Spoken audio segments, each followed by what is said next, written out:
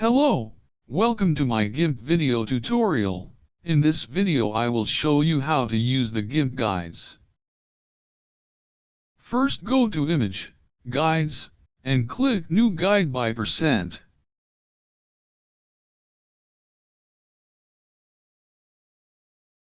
As you can see, you will see that you can choose two types of direction, horizontal and vertical. First let's choose horizontal guide.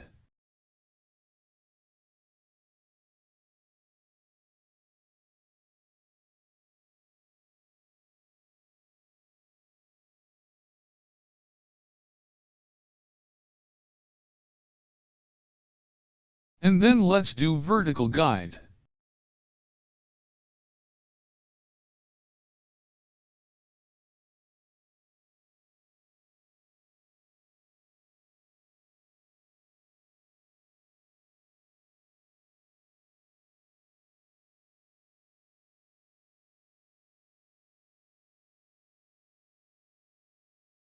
To remove all the guides, go to Image, Guides, and click Remove All Guides.